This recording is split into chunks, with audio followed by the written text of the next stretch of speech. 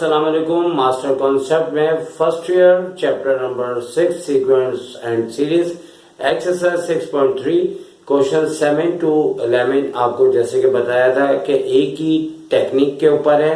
और question number 7 से पहले हमने तमाम डिटेल बताई थी कि अगर ऑड नंबर पूछे या इवन नंबर पूछे तो उसकी पोजीशन कैसी होगी। इसके लिए आपको क्वेश्चन नंबर 10 से पहले अगर प्रॉब्लम है तो आप इससे पहले क्वेश्चन नंबर 7 आप जाके देखें, और उससे पहले हमने पूरी डिटेल के साथ आपको बताया हुआ है। और देखने के बाद ये फिर वीडियोस अगर आप देखते हैं या डायरेक्ट आप यहाँ से देखते हैं तो कोई टेंशन नहीं है। इसके बावजूद कि वो वीडियो अगर नहीं देख सकते तो हम आपको डायरेक्ट इसके बारे में डिटेल से बताएंगे, जो कि आपको इंशाल्लाह प्रॉब्लम नहीं होगी। तो क्वेश्चन नंबर तरतीब के लिहाज से 7 करवा दिया, 8 करवा दिया, 9 करवा दिया।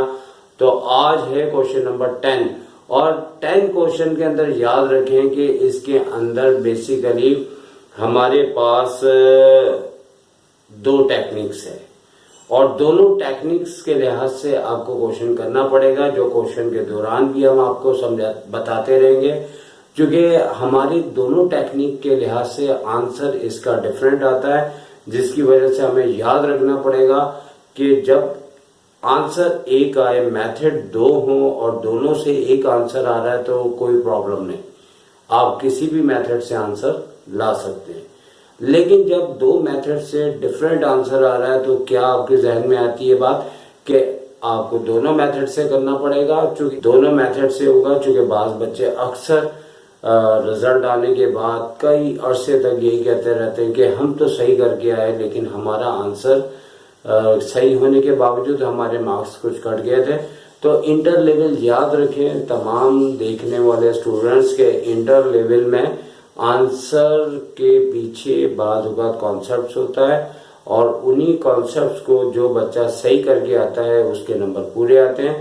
तो अब हम फौरी तौर पे क्वेश्चन नंबर 8 कर चुके हैं, 9 कर चुके हैं, अब है बारी नंबर 10 की।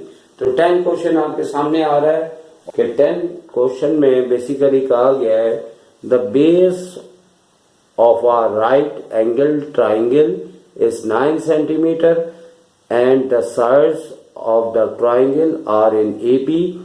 Find the hypotenuse. हमें hypotenuse की वैल्यू फाइंड आउट करनी है, और क्वेश्चन आपको स्क्रीन पे दिखाया जा रहा है, गौर से इसे देखें। और अब आपकी खिदमत में हम इस क्वेश्चन को एक्सप्लेन करते हैं।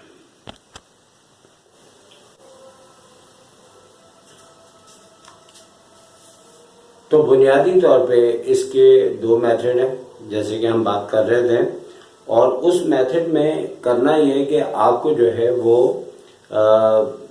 दोनों मेथड से आंसर लाना होगा, और ताकि एग्ज़ाम के लिहाज से जो भी बेहतर हो वो उस मेथड को एग्जाम कर ले। ये क्वेश्चन कोई बहुत लेंदी नहीं है। आपने अक्सर देखा होगा कि 5 मार्क्स का अगर क्वेश्चन है तो कुछ क्वेश्चन 6-7 लाइन में कंप्लीट हो जाते हैं, और कुछ क्वेश्चन तो ऐसा है कि 100 लाइन्स के अंदर भी जाके कंप्लीट होते हैं, और दोनों के तकरीबन 5-5 मार्क्स होते हैं। तो इससे आप समझें कि कहीं नशेब है तो कहीं फराज है, यानी कि मतलब कि कहीं क्वेश्चन 5 मार्क्स का लेकिन छोटा है, कहीं बड़ा है। तो मैं अपने स्टूडेंट को यही एडवाइस देता हूँ, और मैंने बहुत से अच्छे टीचर्स को भी देखा है कि वो दोनों मेथड से ये क्वेश्चंस करवाते हैं, ये दोनों मेथड से क्वेश्चन करें। तो अपनी राइटिंग स्पीड को फास्ट करें, और ना सिर्फ क्वेश्चन आना चाहिए बल्कि टाइम के अंदर कंप्लीट करना आना चाहिए। ठीक है, अब बाकी जो है आप अपने टीचर से डिस्कस करें, जो कि है उनकी माने। टीचर की हमेशा इज्जत करनी चाहिए। तो यहाँ पे हम जैसे कि क्वेश्चन को हम पढ़ चुके हैं, क्वेश्चन को जैसे हमने पढ़ लिया है उसी के लिहाज से हमने सबसे पहले क्वेश्चन नंबर 10 में फर्स्ट मेथड के लिहाज से और सेकंड मेथड के लिहाज से हमारी पोजीशन यही रहेगी, और ये भी हमें एडवांटेज मिलेगा कि हम अगर दोनों मेथड से ये क्वेश्चन कर रहे हैं तो हमें ऊपर का काम बिल्कुल, बल्कि ये फिगर वगैरह सारा कुछ वैसे ही रहेगा।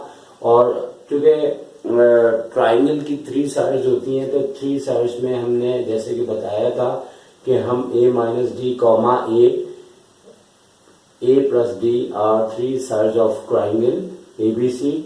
Number are in AP. तो यहाँ जैसे कि हमने फर्स्ट मेथड लिखा है, जो बात हम कर रहे थे उसी के लिहाज से आपने यहाँ according to the first condition कहते हुए एक राइट एंगल ट्राइंगल बनानी होगी, क्योंकि राइट एंगल ट्राइंगल में पाइथागोरस का फॉर्मूला अप्लाई होता है। तो इसमें ए, बी और सी ये एक राइट एंगल ट्राइंगल है या 90 डिग्री बन रहा है। तो बेसिकली हमने ये जो थ्री साइड्स लिए हैं इसमें हमने अपना जहन इस्तेमाल करते हुए इसके नंबर्स को दो तरीके से लिया जा सकता है, क्योंकि हाइपोटेन्यूज हर सूरत में सबसे बड़ा नंबर होता है। तो हमें a प्लस डी 90 डिग्री के सामने वाला जो कि हाइपोटेन्यूज है, तो हमें इसे जो है वो a प्लस डी को लेना होगा। और अब जो दो मेथड है बेसिकली ये है कि हमारे पास अगर हम इस एंगल के लिहाज से बात करें तो ये हमारा परपेंडिकुलर है और ये हमारा बेस बन जाता है। तो बात सारी ये कि ये जो दो मेथड अप्लाई हो रहे हैं उसमें ये होता है कि कोई a माइनस डी परपेंडिकुलर ले लेता है, कोई a को परपेंडिकुलर यहाँ रख के a माइनस डी यहाँ पे रखता है। तो बेसिकली यही दो वो ट्रिक है या दो मेथड है जो इस क्वेश्चन में अप्लाई हो रहे हैं। तो हमने करना ये है कि हम अगर फर्स्ट मेथड कर रहे हैं तो हम परपेंडिकुलर a माइनस डी ले रहे हैं और बेस हमने a लेना है, जो कि हमने यहाँ नीचे भी लिखा हुआ कि परपेंडिकुलर हमारे पास a माइनस डी है और बेस a यानी कि 9 सेंटीमीटर में क्वेश्चन में गिवन है। हाइपोटेन्यूज हमने दोनों मेथड के लिहाज से बात करें तो a प्लस डी लेना होगा। और उसके बाद आ जाते हैं हम अपनी फर्स्ट कंडीशन में कि according to the first condition first method के साथ ये है कि हमारे पास पाइथागोरस का फॉर्मूला होता है हाइपोटेन्यूज का स्क्वायर इक्वल टू परपेंडिकुलर का स्क्वायर प्लस बेस का स्क्वायर। तो हमने अपनी फिगर के लिहाज से देखना है कि हमारा हाइपोटेन्यूज क्या है, परपेंडिकुलर क्या है, बेस क्या है। उसी लिहाज से हमने अपना हाइपोटेन्यूज a प्लस डी का होल स्क्वायर रखा, क्योंकि हमने a प्लस डी बोला हुआ है। और इसी तरह हमने परपेंडिकुलर बेस की वैल्यू रखते हुए वैल्यू मतलब जो AP के लिहाज से हमने नंबर्स पोस्ट किए हैं, क्योंकि ये क्वेश्चन कई और टेक्निक से भी हो सकता है, लेकिन बेसिकली क्योंकि ये चैप्टर है AP, GP, HP, तो हमें सीक्वेंस सीरीज के लिहाज से इसको करके दिखाना है। और जैसे कि हमने इससे पहले भी क्वेश्चन आपको समझाया कि यहाँ पे a प्लस बी का होल स्क्वायर का फॉर्मूला अप्लाई होता है और वो फॉर्मूला हमने कई बार आपको दिखाया भी और बताया भी। तो यहाँ पे उसी फॉर्मूले के लिहाज से हमारे पास ये फॉर्मूला ओपन हुआ है और ओपन करने के बाद हमने यहाँ पे दोनों साइड को डी स्क्वायर हमने ये वाला उधर ही रखा है और डी स्क्वायर को वहां से यानी लेफ्ट से राइट साइन चेंज कर दी और दोनों डी स्क्वायर कैंसिल होने के बाद बकिया a और 2ad एक साइड पे करते हुए हमारे पास ये रिजल्ट आ रहा है, क्योंकि a स्क्वायर यहाँ पे 2a स्क्वायर थे, राइट से लेफ्ट किए तो माइनस का 2a स्क्वायर हो गया। 2a स्क्वायर में से a स्क्वायर लेस करते हैं, यहाँ डिफरेंस लेते हैं तो बड़े नंबर की साइन आती है और इसे हमने शक्ल नंबर 1 कह दिया। थोड़ा आगे भी चल सकता था लेकिन कोई मसला नहीं है, यहाँ पे भी आप रोक सकते हैं। अब इस मेथड में तो बड़ा फायदा ये होता है कि जब बेस उन्होंने 9 दिया है तो हम अगर इसे इस टेक्निक से फर्स्ट मेथड जो कह रहे हैं अगर हम बेस लेते हैं तो हमें ये फायदा हो जाता है कि यहाँ पे इसे नंबर 1 कहने के बाद हम गिवन करके a इक्वल्स टू 9 जो उन्होंने गिवन था वो वैल्यू हम जो है नंबर 1 में पुट कर देंगे और नंबर 1 में जब पुट करेंगे तो a की जगह जब 9 आएगा तो 81 होते हुए यहाँ से आप देख सकते हैं कि हमारे पास d की वैल्यू निकल आएगी। लेकिन यहाँ पे d हमारे पहले क्वेश्चन की तरह नहीं हुआ कि प्लस माइनस में यहाँ पे आया हो, क्योंकि यहाँ पे हमारे पास d जो है वो ओनली पॉजिटिव साइड में 9/4 आता है। लेकिन सेकंड मेथड में जब हम इसे चेंज करते हैं तो इसकी वैल्यूज के अंदर जो है वो चेंजिंग आती है, जिसकी वजह से इसका आंसर भी डिफरेंट हो जाता है। बेसिकली अगर दो मेथड होते हैं, दोनों मेथड से आंसर एक आए तो फिर तो हमें ये बात समझ आती है कि हम यहाँ तो एक मेथड इस्तेमाल कर लें या फिर दूसरा कर लें। लेकिन ये सोचने की बात है कि जब दोनों मेथड में हाइपोटेन्यूज डिफरेंट आ रहा है तो इसका मतलब है कि दाल में कुछ काला है। तो हमें यकीनी तौर पे दो आंसर बुक के पीछे दिए हैं तो दोनों आंसर निकालने चाहिए। तो अब हमने क्या करना है, जैसे हमने डी फाइंड आउट कर लिया है तो अब हमारे पास हाइपोटेन्यूज जो कि हमने सपोज किया हुआ है क्योंकि वो सबसे बिगेस्ट होता है राइट एंगल ट्राइंगल में। तो ए की जगह ए की वैल्यू, डी की जगह डी की वैल्यू रखते हुए हमने यहाँ जब वैल्यू रखी है तो एलसीएम लेने के बाद यहाँ पे हमारे पास 4 एलसीएम है और 4 9 36 और 9 45 और 45/4 को हमने जब साइड पे रफ वर्क बना के हमने इसको डिवाइड किया। वैसे तो हमें कैलकुलेटर की जरूरत होती है, आप कैलकुलेटर के जरिए कर लें तो 11.25 हमारे पास हाइपोटेन्यूज की वैल्यू आ गई, जो कि हमारा फर्स्ट मेथड से आंसर है और 11.25 सेंटीमीटर आपका आंसर है। तो ये तो था हमारा फर्स्ट मेथड। तो हम थोड़ी देर के बाद तब्दीलियां करके इस क्वेश्चन के अंदर आपके सामने आते हैं और सेकंड मेथड के लिहाज से आप ये बात एक्सप्लेन करनी है, जाना नहीं है, अभी पूरी वीडियो देखनी है। तो क्वेश्चन नंबर 10 का सेकंड मेथड जो आपकी खिदमत में हम फौरी तौर पे लेके आ रहे हैं और बहुत सी इसमें तब्दीलियां ऐसी हैं जो कि हमें नहीं करनी पड़ी। आपके सबसे पहले ये कि ऊपर की पोजीशन बिल्कुल सेम टू सेम है और यहाँ पे आपने मेंशन करना है कि ये आपका सेकंड मेथड है। और जैसे कि मैंने पहले बताया, दोबारा बता रहा हूँ कि दोनों मेथड से हाइपोटेन्यूज की वैल्यू डिफरेंट आ रही है। फर्स्ट मेथड में 11.25 आई, अभी आपका आंसर जो है वो 15 आएगा। तो दोनों डिफरेंट वैल्यूज आ रही हैं, लिहाजा दोनों मेथड से आपको ये क्वेश्चन करके दिखाना होगा। और इसमें अकॉर्डिंग टू द हमने फर्स्ट कंडीशन लिखा है, लेकिन basically only one condition use हो रही है। चाहे तो आप ये लिखें कि अकॉर्डिंग टू द कंडीशन, या चले फर्स्ट कंडीशन अगर कहते हैं तो इसमें चूंकि सेकंड कंडीशन का कोई ऐसा काम नहीं आ रहा। तो अब उसके बाद यहाँ पे जैसे कि हमने आपको इसका फर्स्ट मेथड एक्सप्लेन किया था, तो फिगर के अंदर तब्दीली ये आई है कि अगर आप चाहे तो पीछे जाके दोबारा देख सकते हैं कि पहले हमारे पास जो था वो ए एंगल के लिहाज से परपेंडिकुलर ए माइनस डी लिया गया था और ये ए जो है वो बेस था। और अब हम इसका सेकंड मेथड जो कर रहे हैं वो तब्दीली ये हो रही है कि यहाँ पे ए हमने लिख दिया और यहाँ ए माइनस डी लिखा है, जिसके बाद परपेंडिकुलर हमारा जो है वो पहले ए माइनस डी था, अब ए है, और बेस हमारा ए माइनस डी हो गया जबकि पहले ए था। लेकिन उन्होंने अपने क्वेश्चन के अंदर कहा है कि बेस की वैल्यू 9 है, लिहाजा पहले अगर हमने ए को बेस लिया था तो 9 सेंटीमीटर ए को लिखा था, उससे हमें फायदा और आसानी हो गई थी। लेकिन अगर हम बेस जो है ए माइनस डी लें तो वो 9 लेंगे, तो इसमें थोड़ा सा हमारा काम थोड़ा सा लेंदी, और लेंदी होने के साथ साथ थोड़ा सा चेंज आंसर आएगा, जिसकी वजह से हमें दोनों मेथड से करना पड़ेगा। हाइपोटेन्यूज हमसे पूछा गया है जो कि ए प्लस डी है।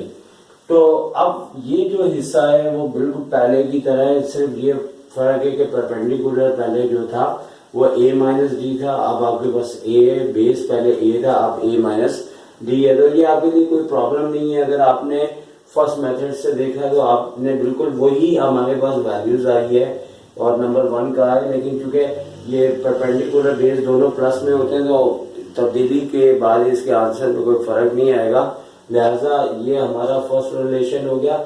लेकिन पहले चूंकि हमने बेस ए को लिया था और डायरेक्ट हमने ए की वैल्यू यहाँ पे लिख दी थी, लेकिन अभी हमने जो है गिवन जो है वो बेस है और बेस इस टाइम हम अपना ए माइनस डी यानी कि 9 सेंटीमीटर ले रहे हैं, जो कि यहाँ पे हमने लिखा है। तो हमने करना क्या है कि यहाँ पे हमने डी की इक्वेशन बना दी और 9 को हम यहाँ ले आए और डी वहां ले गए। तो लिहाजा एक ये 3.8 इक्वेशन से चैप्टर से रिलेटेड हमने ये प्रोसेस किया है और यहाँ पे हमने इसको 2 कह दिया और हमने यहाँ डी की वैल्यू नंबर 1 में डी की जगह रखनी है। बेसिकली हमने ए की इक्वेशन इसलिए नहीं बनाई कि ए की वैल्यू रखने के बाद इधर भी हम रखते हैं, यहाँ पे भी रखते हैं, यहाँ स्क्वायर था, यहाँ पे 1 पावर थी, तो हमें 3.8 करने के बाद ये सारी चालाकियां आनी चाहिए कि जहां हमें कम काम करना पड़े वहीं वही प्रोसेस हमें करना चाहिए। इसी वजह से हमने यहाँ से डी को वहां भेज के ए की नहीं बनाई, बल्कि हमने 9 को यहाँ ला के डी की बना दी, ताकि डी ए की जगह लिखा हुआ है वो भी 1 पावर के साथ, और इस डी की जगह हमने उसकी वैल्यू पुट कर दी जो कि ए माइनस 9 है और इन 1 में पुट किया है। और पुट करने के बाद आपके सामने आ रहा है माइनस ए स्क्वायर वैसे ही है, प्लस 4a वैसे ही है।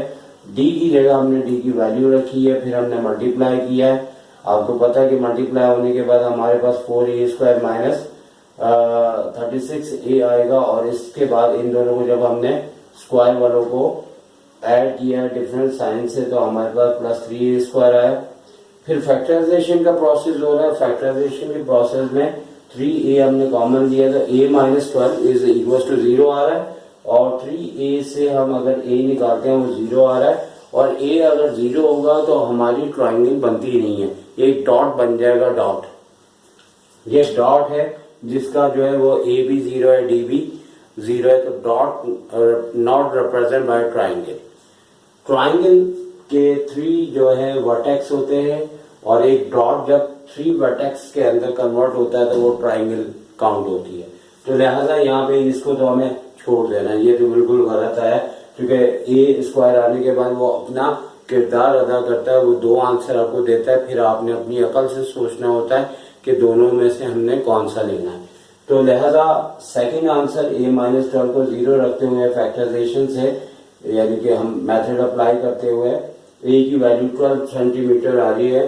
और आगे हम चलते हैं तो हमने यहाँ पे सिंप्लीफाई करते हुए फर्दर के a की वैल्यू को जो है हमने रिलेशन नंबर 2, यानी कि ये यहाँ पे जो रिलेशन बनाया था a minus 9 equal to D, यहाँ पे हमने d की वैल्यू रख दी, और d की वैल्यू नहीं बल्कि a की वैल्यू रखी है, तो a की वैल्यू 12 है, 12 में से 9 लेस हुआ 3 आ गया, तो d की वैल्यू हमारे पास जो है वो 3 आ चुकी है। और हाइपोटेन्यूज हमने बताया, तो हाइपोटेन्यूज जैसे कि हमने यहाँ पे सपोज किया हुआ a प्लस डी है, और क्वेश्चन मार्क का मतलब है कि हमारे दोनों मेथड के अंदर हमारा जो रिक्वायरमेंट था वो हाइपोटेन्यूज था, तो a की जगह 12, d की जगह 3 ऐड किया तो 15 सेंटीमीटर, ये हमारे पास हाइपोटेन्यूज आ गई। अगर तो आंसर दोनों का सेम होता तो इसका मतलब था कि हम कोई भी एक मेथड करते तो क्या हमारी अकल बताती।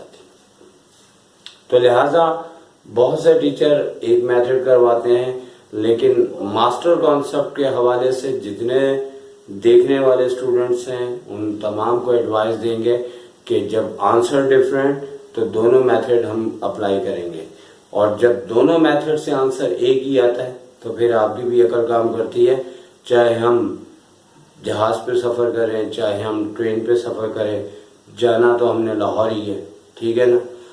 और सर शायद को इजाज़त दीजिए, यकीनी तौर पे आपको ये क्वेश्चन समझ में आया होगा, और मैक्सिमम इसमें फ़ायदा उठाएं। एग्ज़ाम के दिनों में यकीनी तौर पे जिस क्वेश्चन में प्रॉब्लम होगा वक्त के साथ साथ इंशाल्लाह मैक्सिमम क्वेश्चन आपकी खिदमत में हम पेश करेंगे।